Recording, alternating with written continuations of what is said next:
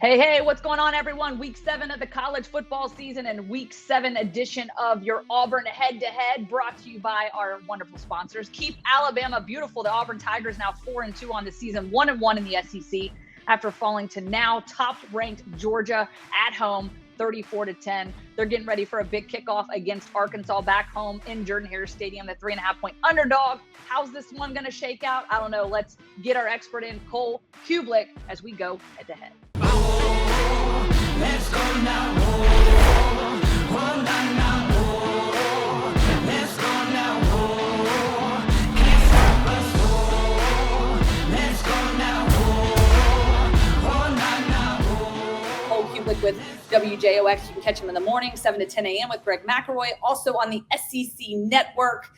Meanwhile, Arkansas suffering its second straight loss in league play, following its shutout to the hands of Georgia in Week 5, and then that heartbreaking loss to Ole Miss certainly came down to the wire there with a 2-point conversion.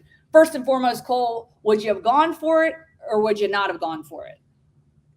Oh, no, absolutely. You go for it there. I think Arkansas had run 93, maybe 96 plays at that point, 87 plays. I mean, you're getting close to 100 plays in the game, and some of your offensive guys are playing on special teams. You understand what it is. And by the way, what better opportunity would you like to have with the game on the line than your offense against their defense? That's a pretty good spot to be in. So I thought Sam Pittman made the right call there to go for it. I didn't really like the play call from Kendall Browse, who called an amazing game for 4 quarters. And I thought that the play that they called, you had success earlier. They called it in another big spot.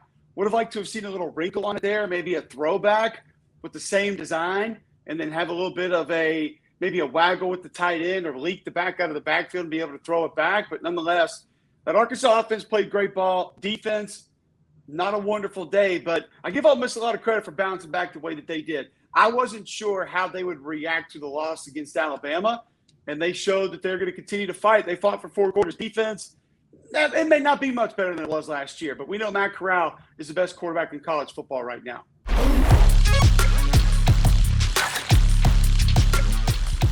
All right, and I think one thing we highlight going into this matchup, Auburn-Arkansas, is the fact that there's probably going to be a lot of emotion. Obviously, Auburn coming off a tough one against Georgia, a tough team to play, obviously, there at Jordan-Hare Stadium. Auburn coming in as a 3.5-point underdog in this one to Arkansas. But you know Arkansas is going to play with a lot of emotion coming into this one. Either they're going to be really high coming off the emotion of this last week, or they're potentially going to be deflated. So I think that can certainly play into this matchup. For me, Auburn, they have to do a better job of scoring in the red zone. I think that's one thing that Coach Harsin has emphasized, finishing drives. He said that's the most frustrating thing right now. We can drive the field. That really doesn't matter if you put points on the board. So just your thoughts on the offensive side of the football and what this Auburn team needs to do really well offensively against this Arkansas defense.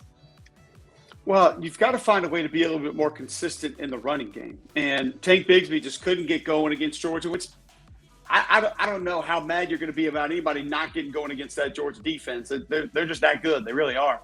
But you've got to try to find a way to manufacture some of it. And I thought the plan had a chance to allow Bo Nix and company to do that. You saw not direct option plays per se, like not the old school triple option, but you saw plays that gave him the option to run, pitch, throw, do different things. And those plays, the option on those plays were for him to utilize his legs, which is maybe the strength of his game. So continue to have some of that, continue to work that in. You mentioned red zone. If you don't have a big play receiver, a go-to guy, a 50-50 ball guy under racer, or you're not able to run the football, how are you going to score when things are compressed? I mean, those are usually the 2 things that you need, that you have to be able to score down in the red zone. So I think quarterback mobility might be next, and that's something that I think Auburn can lean on. Don't mistake that this is a good Arkansas defensive line. I know Ole Miss had a lot of success, and they had a lot of success on the ground. Some of that may have been Barry Odom being a little bit stubborn after the first few series of that game, just staying with what he put in, because that's what he's done so well for the first year and a half he's been there. And maybe this time needed to get out of it a little bit earlier than he did. But this is still a stout defensive line that Auburn's going to face. So you got to find a way to continue to get on and stay on your blocks, finish your blocks. And then whatever those reads are, make the correct reads. There were multiple plays last week where I thought the quarterback made the incorrect read on a play that gave him the option to hand it, keep it, hand it, throw it, that maybe could have given Auburn more yards. Defensively, Auburn's defensive line, well, they had a pretty good effort, at least for a half of that football game against Georgia. The Tigers held the Bulldogs to just 36 rushing yards on 18 first half downs, or first half runs, I should say. But look, Arkansas's got KJ Jefferson. And again, I think emotion will play into this one. Coming off that game against Ole Miss, are they going to come out with the wind in the sails, soaring, or is it going to be the other way around? So, they went toe to toe with Matt Corral, the Ole Miss offense that,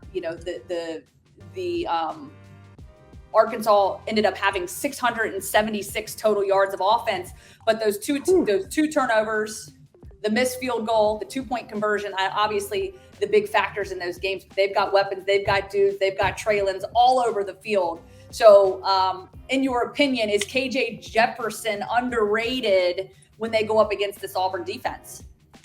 Yeah, I think so, just because we've had some other quarterbacks that have played fairly well in this league this year.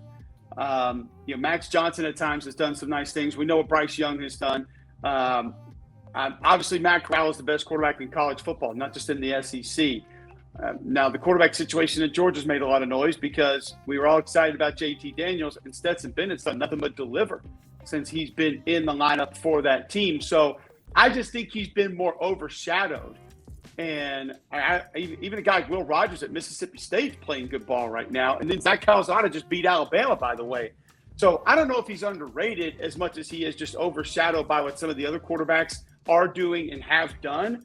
But he deserves his credit because when he first trickled his way into the lineup, I don't know, 3-4 years ago or 2-3 years ago, it did not appear as though he was going to be a real option in this offense. And now he's been lights out.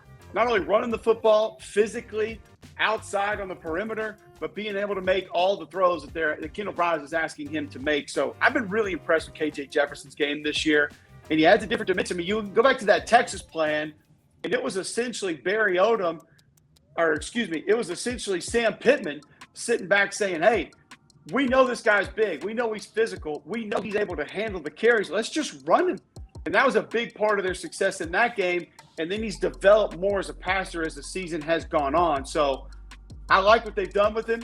And I think maybe a little bit underrated, but more overshadowed, Lauren, up to this point in the season. All right, so as Auburn gets ready to take on this Arkansas team, 11 a.m. kickoff on CBS, 3.5-point underdog. What is your prediction going into this one? I think Auburn finds a way to get this game because they've been close. They've been closer than people think. I think they were closer in the Georgia game, obviously, than that score indicates, and maybe even than a lot of people believe. You take some of those option plays with options that we mentioned. You begin to clean up the reads on some of those. You find more ways to manufacture yards on the ground, be it whether it's Hunter, whether it's Bigsby, whether it's Shivers, whoever it is, quick throws, easy throws, different ways to hand the football off, be it motion plays. I think Auburn's going to be able to find a way to get a few things going on the ground. If Barry Odom sticks in that 3-man front with a lighter box, I know this Auburn offensive line hasn't been great, but that gives you a numbers advantage with the guy like Tank Bigsby where they should be able to find some success. But I think the Auburn defense really responds. And there have been a few signs of life in the pass rush the last 2 weeks where they've been able to do different things. And I don't know if the actual play action will be as effective as it was with what Georgia was doing and how Stetson Bennett managed it. So you've got to manage the Traylons, like you said, especially Traylon Burks, because he is a big physical receiver that Kendall Browse likes to move around. But I think Auburn has multiple options in the secondary to be able to help out with that. And the speed that they bring at linebacker is going to be able to help with some of the perimeter runs. So I think Auburn finds a way to get it. I think it's a lower scoring game, which is crazy thinking of what we just saw with Arkansas and Ole Miss. So I'm going to go 21-17. I think Auburn finds a way to squeeze this one out. All right, I like the prediction. I'm going to go 27-23 Auburn. Again, I think you're right. I think they're going to get this one. Jordan-Hare Stadium, obviously a great place to play. And certainly I think Bo Nix just has to keep his composure, keep his poise, play that quarterback position, show us some of what we saw in that LSU game, run the football, pound the rock, get it in there. Don't leave any points on the field when you get in that red zone. That's going to be key for them. 27-23 Auburn. Talking a little trash on the field? Yeah, we get it. Trashing the state with litter? That's terrible. Keep it clean. Keep Alabama beautiful. It's guaranteed that I die a legend. Yeah, son God, homie, I'm reverend. Preach, just protecting my investment. Ask about me, integrity's not a question.